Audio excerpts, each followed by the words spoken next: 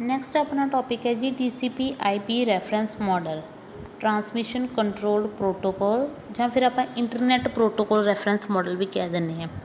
ਜਿਹੜਾ OSI reference model ਆ, open source ਇੰਟਰਕਨੈਕਸ਼ਨ reference model, ਉਹ ਹੈ ਜਿਹੜਾ ਵਾਈਡ ਏਰੀਆ ਨੈਟਵਰਕ ਦੇ ਵਿੱਚ ਯੂਜ਼ ਕੀਤਾ ਜਾਂਦਾ, ਵੱਡੇ ਲੈਵਲ 'ਤੇ ਯੂਜ਼ ਕੀਤਾ ਜਾਂਦਾ। ਜਿਵੇਂ ARPANET ਹੈ, ਜਦੋਂ ਆਪਾਂ ਨੂੰ ਵੱਡੇ ਲੈਵਲ 'ਤੇ ਆਪਾਂ ਰੈਫਰੈਂਸ ਮਾਡਲ ਯੂਜ਼ ਕਰਦੇ ਹਾਂ ਤਾਂ ਆਪਾਂ OSI ਮਾਡਲ ਯੂਜ਼ ਕਰਦੇ ਹਾਂ। ਜਦੋਂ ਆਪਾਂ ਸਿੰਪਲ ਆਪਾਂ ਛੋਟੇ ਲੈਵਲ 'ਤੇ ਯੂਜ਼ ਕਰਨਾ ਤਾਂ ਆਪਾਂ TCP/IP ਰੈਫਰੈਂਸ ਮਾਡਲ ਯੂਜ਼ ਕਰਦੇ ਹਾਂ, ਟਰਾਂਸਮਿਸ਼ਨ ਕੰਟਰੋਲ ਪ੍ਰੋਟੋਕੋਲ।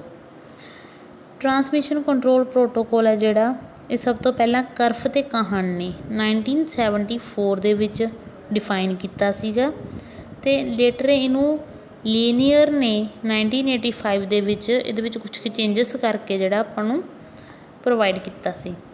ਅਤੇ ਇਹਦੇ ਪਿੱਛੇ ਜਿਹੜੀ ਹੈ ਫਿਲੋਸਫੀ ਹੈ ਜਿਹੜੀ, ਮਤਲਬ ਇਹਨਾਂ ਨੇ ਤਾਂ ਇਹ ਆਪਣਾ ਮਾਡਲ ਕ੍ਰੀਏਟ ਕਰਕੇ ਦਿੱਤਾ ਸੀ, ਅਤੇ ਜਿਹਨੇ ਫਿਲੋਸਫਰ ਸੀ ਜਿਹੜਾ ਇਹਦੇ ਪਿੱਛੇ ਜਿਹਨੇ ਕੰਮ ਕੀਤਾ ਸੀ ਉਹ ਸੀਗਾ ਜੀ ਕਲਾਰਕ।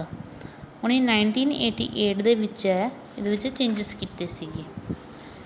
TCP/IP ਮਾਡਲ ਦੇ ਵਿੱਚ OSI ਮਾਡਲ ਨਾਲ ਦੇਖੋ ਕੀ ਫਰਕ ਹੈ। OSI ਮਾਡਲ 7 ਲੇਅਰ ਆਰਕੀਟੈਕਚਰ ਹੈ, ਰੈਫਰੈਂਸ ਮਾਡਲ ਹੈ, ਅਤੇ TCP/IP ਹੈ ਜਿਹੜਾ 4 ਲੇਅਰ ਹੈ। ਇਹਦੇ ਵਿੱਚ ਇੱਕ ਐਪਲੀਕੇਸ਼ਨ ਲੇਅਰ ਹੁੰਦੀ ਆ, ਉਸ ਤੋਂ ਬਾਅਦ ਇਹਦੇ ਵਿੱਚ ਪ੍ਰੈਜੈਂਟੇਸ਼ਨ ਅਤੇ ਸੈਸ਼ਨ ਲੇਅਰ ਨਹੀਂ ਹੁੰਦੀਆਂ। ਇਹਦੇ ਵਿੱਚ ਡਾਇਰੈਕਟ ਟਰਾਂਸਪੋਰਟ ਲੇਅਰ ਹੁੰਦੀ ਆ, ਫਿਰ ਨੈਟਵਰਕ ਦੀ ਜਗ੍ਹਾ ਇੰਟਰਨੈਟ ਲੇਅਰ ਹੁੰਦੀ ਹੈ, ਅਤੇ ਹੋਸਟ ਟੂ ਨੈਟਵਰਕ ਲੇਅਰ ਹੁੰਦੀ ਹੈ। ਜੇਕਰ ਕਈ ਵਾਰ ਆਪਾਂ ਨੂੰ ਐਗਜ਼ਾਮ ਵਿੱਚ ਲਿਖਿਆ ਜਾਂਦਾ ਡਿਫਾਈਨ ਦਾ 7 ਲੇਅਰ ਰੈਫਰੈਂਸ ਮਾਡਲ, ਤਾਂ ਉਸ ਟਾਈਮ ਆਪਾਂ OSI ਮਾਡਲ ਕਰਨਾ। ਜੇਕਰ ਆਪਾਂ ਨੂੰ ਐਗਜ਼ਾਮ ਵਿੱਚ ਲਿਖਿਆ ਆ ਜੇ ਕਿ ਡਿਫਾਈਨ ਦਾ 4 ਲੇਅਰ ਰੈਫਰੈਂਸ ਮਾਡਲ, ਤਾਂ ਆਪਾਂ TCP/IP ਮਾਡਲ ਹੈ ਜਿਹੜਾ ਉਹ ਐਕਸਪਲੇਨ ਕਰਨਾ। ਇਹਦੀ ਆਪਾਂ ਸਭ ਤੋਂ ਪਹਿਲਾਂ ਇੰਟਰਨੈਟ ਲੇਅਰ ਕਰਾਂਗੇ। ਇੰਟਰਨੈਟ ਲੇਅਰ ਦਾ ਸੇਮ ਵਰਕ ਹੈ ਜਿਹੜਾ ਨੈਟਵਰਕ ਲੇਅਰ ਦਾ OSI ਮਾਡਲ ਦੇ ਵਿੱਚ ਹੈ। ਦੇਖੋ,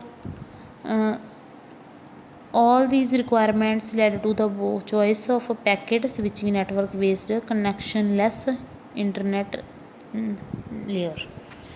ਜਿਹੜਾ ਇੰਟਰਨੈਟ ਲੇਅਰ ਦਾ ਸਭ ਤੋਂ ਪਹਿਲਾ ਕੰਮ ਤਾਂ ਇਹ ਹੈ ਕਿ ਇਹ ਚੂਜ਼ ਕਰਦਾ ਕਿ ਜਿਹੜੇ ਪੈਕਟ ਸੈਂਡ ਕਰਨੇ ਆ, ਪੈਕਟ ਆਪਾਂ ਭੇਜਣੀ ਆ ਦੂਸਰੀ ਮਸ਼ੀਨ 'ਤੇ, ਉਹ ਆਪਾਂ ਨੈਟ ਜਿਹੜਾ ਕਨੈਕਸ਼ਨ ਲੈਸ ਕਰਨਾ ਜਾਂ ਕਨੈਕਸ਼ਨ ਓਰੀਐਂਟਡ ਕਰਨਾ, ਕਿ ਆਪਾਂ ਵਾਇਰਿੰਗ ਥਰੂ ਭੇਜਣੇ ਆ ਜਾਂ ਆਪਾਂ ਬਿਨਾਂ ਕਨੈਕਸ਼ਨ ਕ੍ਰੀਏਟ ਕੀਤੇ ਜਿਹੜਾ ਡਾਟਾ ਸੈਂਡ ਕਰਨਾ।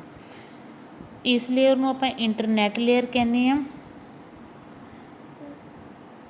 Then travel, its job is to permit hosts to inject packets into any network and have them travel independently to destination। ਇਹਦੇ ਵਿੱਚ ਜਿਹੜੀ ਹੋਸਟ ਮਸ਼ੀਨ ਹੁੰਦੀ ਹੈ ਜਿਹੜੀ ਕਿ ਡਾਟਾ ਸੈਂਡ ਕਰ ਰਹੀ ਹੈ, ਉਹਦੇ ਵਿੱਚ ਚੈੱਕ ਕਰਦੀ ਹੈ ਕਿ ਜਿਹੜਾ ਉਹਨੇ ਡਾਟਾ ਸੈਂਡ ਕਰਨਾ ਉਹ ਮਤਲਬ ਇੰਡੀਪੈਂਡੈਂਟ ਹੋਣਾ ਚਾਹੀਦਾ। ਡਾਟਾ ਜਿਹੜੇ ਜਿੰਨੇ ਵੀ ਉਹਦੇ ਵਿੱਚ ਪੈਕਟ ਹੋਣਗੇ ਉਹ ਇੱਕ ਦੂਸਰੇ 'ਤੇ ਡਿਪੈਂਡ ਨਹੀਂ ਹੋਣੇ ਚਾਹੀਦੇ। They may even arrive in a different order they were Saint. ਇਹਦੇ ਵਿੱਚ ਇਹ ਨੈਟਵਰਕ ਲੇਅਰ ਦੀ ਤਰ੍ਹਾਂ ਇੰਟਰਨੈਟ ਲੇਅਰ ਹੀ ਚੈੱਕ ਕਰਦੀ ਹੈ ਕਿ ਜਿਸ ਫਾਰਮ ਦੇ ਵਿੱਚ ਡਾਟਾ ਸੈਂਡ ਕੀਤਾ ਗਿਆ ਸੈਂਡਰ ਦੁਆਰਾ, ਉਸੇ ਫਾਰਮ ਦੇ ਵਿੱਚ ਰਿਸੀਵਰ ਹੈ ਜਿਹੜਾ ਉਹਨੂੰ ਰਿਸੀਵ ਕਰੇ। ਡਾਟਾ ਦੀ ਸੀਕੁਐਂਸ ਵਿੱਚ ਕੋਈ ਮਿਸਮੈਚ ਨਾ ਹੋਵੇ, ਤਾਂ ਜੇਕਰ ਕੋਈ ਮਿਸਮੈਚ ਹੁੰਦਾ ਤਾਂ ਇਹ ਉਹਨੂੰ ਰੀਅਰੇਂਜ ਕਰ ਦਿੰਦੀ ਹੈ।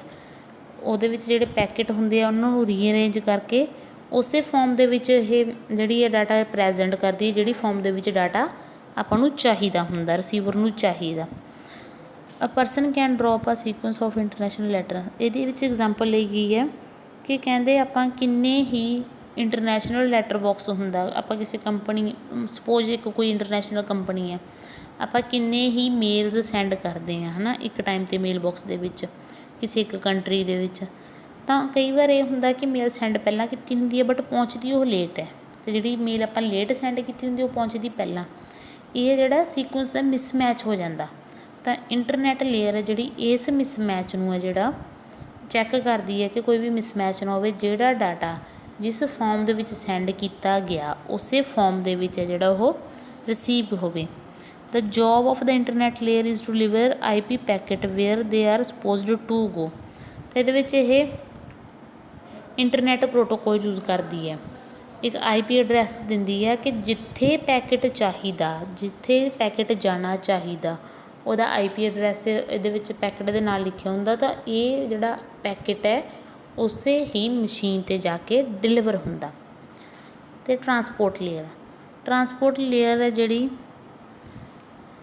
ਉਹ ਚੈੱਕ ਅਲਾਓ ਕਰਦੀ ਹੈ ਇੱਕ ਮਸ਼ੀਨ ਨੂੰ ਕੋਈ ਵੀ ਡਾਟਾ ਸੈਂਡ ਕਰਨਾ। ਅਤੇ ਇਹਦੇ ਵਿੱਚ ਜਿਹੜੀ ਟਰਾਂਸਪੋਰਟ ਲੇਅਰ OSI ਮਾਡਲ ਦੀ ਹੈ ਉਹੀ ਕੰਮ ਹੈ ਜਿਹੜਾ ਟਰਾਂਸਪੋਰਟ ਲੇਅਰ TCP/IP ਮਾਡਲ ਦਾ।